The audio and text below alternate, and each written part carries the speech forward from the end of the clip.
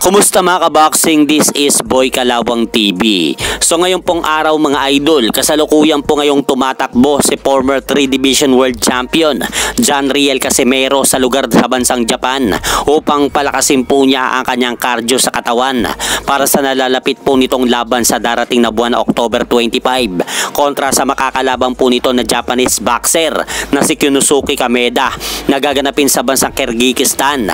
Dahil kanina lang po mga idol, sa kanilang live na magkapatid, ipinasilip nga po ni Coach Jason ang kanilang ginagawang paghahanda para sa muling pagbabalik ni John Riel Casimero sa ibabaw ng lona matapos ang isang taon suspension nito sa bansang Japan dahil sa parusang ipinataw sa kanya ng Japan Boxing Commission dahil sa pag-overweight nito sa laban nila ni Saul Sanchez noong nakaraang taon ng Oktubre. Kaya makikita po natin mga idol na puspusa na po ngayon ang ginawagawang pag-ensayo ng kampo ni Cuadro Alas para sa kanilang nalalapit na laban. At ayon po dito sa ating source mga idol, itong darating na laban ni Casimero at Kameda ay magsisilbing catchweight sa featherweight sa timbang ng 128 pounds. Kaya kahit isang buwan lang po ang preparasyon ng kampo ni Casimero para sa laban na ito, ay paniguradong makukuha po nila ang tamang timbang sa gabi ng weigh-in at hindi po ito mapipiga ng todo sa kanilang laban. At sa kabilang banda naman po mga idol,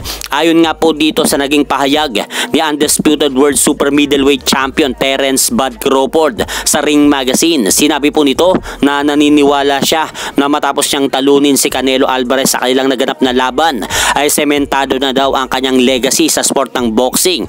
Kahit lumipas na daw ang mga panahon ay pag-uusapan rin po ang kanyang pangalan sa sport na ito dahil sa nagawa daw niya ang pagiging 3-weight undisputed sa sport ng boxing. So ito nga po mga idol, pang sarili ko lang pong opinion.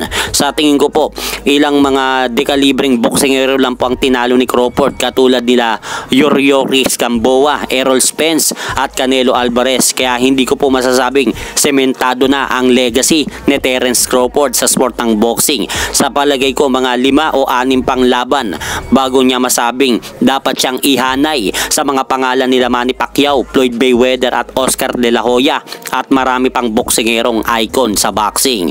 At hanggang dito na lang po muna ang aking update sa mga ganapan sa mundo ng boxing. At syempre mga idol, huwag nyo rin pong kalimutan, pakisuportahan nyo naman po muna ang ating munting channel. Maraming salamat po.